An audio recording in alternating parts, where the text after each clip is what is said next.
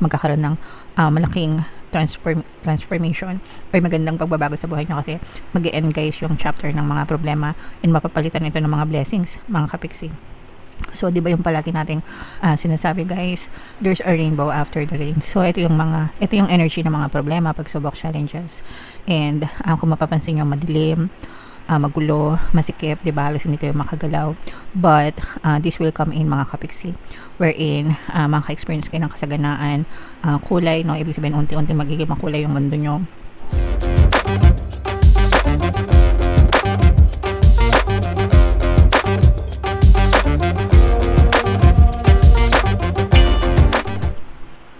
Hello guys, hello Leo, welcome back to Pinoy Pixie Tarot. Ang pamagat ng episode natin for tonight is first half kapalaran para ngayong October 1 to 15 para sa Leo, Sun, Moon, Rising sign and Venus. So unahin natin tong deck na to guys, tingnan natin yung mga mensahe sa inyo. So, yung first message nyo guys, wow, marriage mga kapiksi, no? So, for some of you guys, kung nasa engagement period na kayo, ay nagpaplano na kayong magpakasal guys ng inyong partner o specific person, pwedeng nakaka-receive kayo ng marriage proposal mga kapiksi, or yung iba naman sa inyo maaaring busy sa pag-aasikaso ng kanilang mga wedding plans guys, okay? And yung iba naman sa inyo, parang busy kayo as a married couple ng inyong partner o specific person. Pero this signifies a very harmonious relationship guys sa mga couples, mga kapiksi. So ibig sabihin maganda yung takbo ng inyong relationship, mga kapiksi. Alright? And another message for you guys, meron tayo, no, promise guys. So yung iba, sabi ko nga sa inyo, yung iba maaring makatanggap ng marriage proposal guys, no. Baka surprisahin kayo ng partner nyo and maaari kayo makatanggap ng marriage proposal nitong person na to, mga kapiksi. For some of you naman, kung kasalukuyang married na kayo guys, talagang tinutupad ng person mo yung mga promises niya, na alagaan ka, alagaan ka, mahalin ka, no, hanggang sa dulo ng walang hanggan, mga kapiksi. But ito all together guys, talagang ibig sabihin yan, very harmonious yung relationship ninyong magpartner, mga kapiksi. And another message, Leo, ito naman guys, this is more on focusing sa mga religious activities ng iba sa inyo guys, praying, pagpapanata, mga kapiksi, pagtupad ng mga pangako, devotion ninyo guys. For some of you, pwedeng ino-observe nyo rin yung charity, donation, kawang gawa.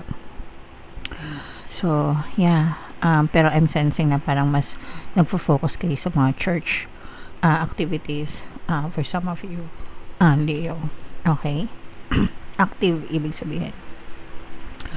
So, comment down below guys if feeling nyo naka-resonate kayo dyan sa mga messages, especially itong dalawa, no? Bihira lang kasi yung maka-resonate sa mga magagandang relationship reading. Madalas puro pangat yung nagre-resonate sa inyo.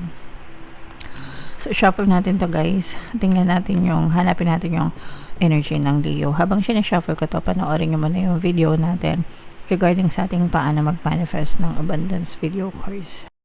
Kapiksi, sawa ka na ba sa mga struggles at hirap sa buhay mo? Masipag ka ba at masikap sa buhay ngunit hindi ka pa rin umaasenso? Ilang beses ka na bang nag-attempt mag-negosyo at mag-invest pero palagi ka pa rin nalulugi? Sa pagkakataon na ito ay maaaring may subconscious beliefs ka na nagiging balakid sa iyong pag-unlad at pagyaman. Introducing, paano mag-manifest ng abundance video course. Dito ay matututunan mong ma-overcome ang mga balakid mo para tuluyan ka ng umunlad, umasenso, sumagana, maging matagumpay, successful at maswerte sa iyong kabuhayan, pera, trabaho, negosyo, salapi at kaperahan ng bonggang-bongga. Dali, mag-send na ng email sa pinoypixie@gmail.com at simulan na ang iyong pagyaman ngayon. Alright, so sa lahat ng gusto mag-avail ng course guys, naka-flash sa screen nyo. Una, meron tayong paano mag-manifest ng abundance video course. Meron din tayong paano mawala ang third party at magkaroon ng harmonious na relationship. And meron din tayong paano pabalikin si ex, revise, breakup.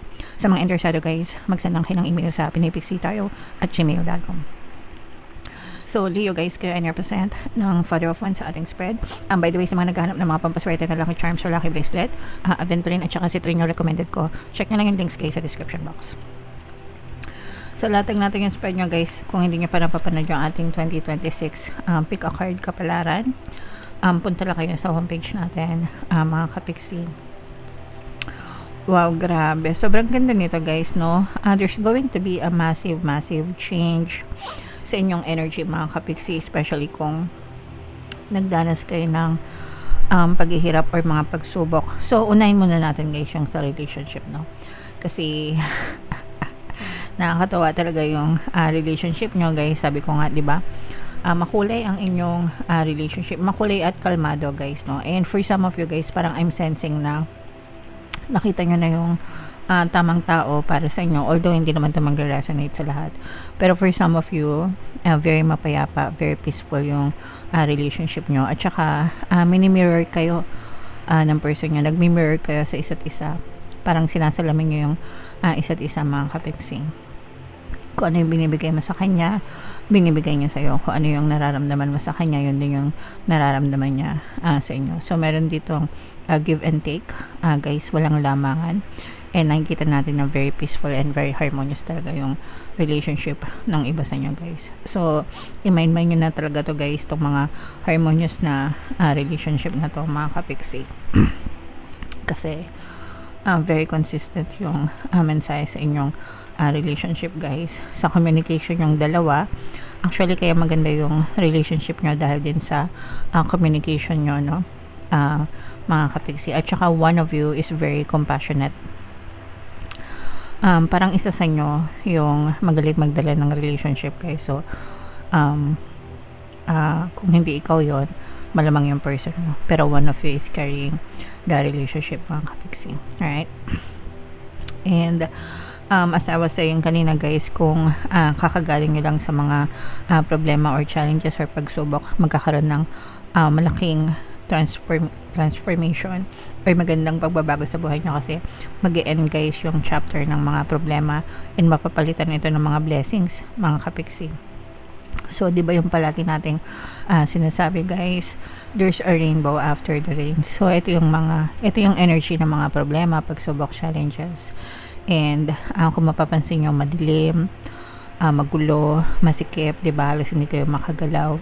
But this will come in mga kapiksi, wherein makaka-experience kayo ng kasaganaan, kulay, no? Ibig sabihin unti-unti magiging makulay yung mundo nyo, nawawala na yung mga problema mga kapiksi, and unti-unti yung mga paghihirap nyo mapapalitan ng kasaganaan sa buhay guys. Okay. So there's a rainbow after the rain guys, and at the end of the rainbow there's a pot of gold for you. So ito yung mga blessings mga kapiksi, especially if you are manifesting your dreams guys, no? Kasi yung iba sa inyo talagang minamanifest nyo na magkatotoo yung mga pangarap nyo sa buhay. Nag-effort kayo, kumikilos kayo para towards your dream life mga kapiksi. So walang give up, walang nag-give up, walang sumusuko sa inyo guys, and tuloy-tuloy nyo lang yung mga effort nyo guys hanggang sa maging stable yung inyong mga pangarap sa buhay. Okay? For some of you guys, no, maaari ding merong parang kung nag-build kayo ng business or nagtayo kayo ng negosyo guys, unti-unti na siyang nagiging stable, unti-unti nang tumitibay. So, pwedeng nakikilala na yung mga brand nyo, o kaya naman dumadami na yung mga customers nyo, consumers sa mga paninda nyo mga kapiksi. Okay? So, magiging maganda din yung energy ng mga kapiksi natin na nagne-negosyo guys. So, ito guys, i-mind nyo na itong kasaganaan na to, pagpapala, itong manifestation ng mga pangarap nyo, at saka itong harmonious na relationship guys, no? Yun talaga yung positive energies na nakita natin para sa inyo. So dito guys, nakikita natin na unti-unting bumabalik sa inyo yung power, no? Dahil natatapos nyo na itong mga problema nyo guys. Parang unti-unti ka nang nakabangon, unti ka nang nagiging masigla. Bumabalik yung dating kulay mo, mga kapiksi. And you're focusing more on, parang gusto mo maging independent din guys, no? So you're focusing more on your independence and tinutulungan mo yung sarili mo para mag-level up yung mga skills mo, yung mga kaalaman mo, karunungan mo, guys. And hindi kayo takot na magsimula from scratch dahil itong ipagbangon at recovery, mga kapiksi. But at the same time guys, no, may mga tao din na maaaring tumulong sa inyo. I'm sensing na meron kayong inspiration guys, no? Pwedeng ito sa relationship, guys, no? Kumaga parang this is not you alone.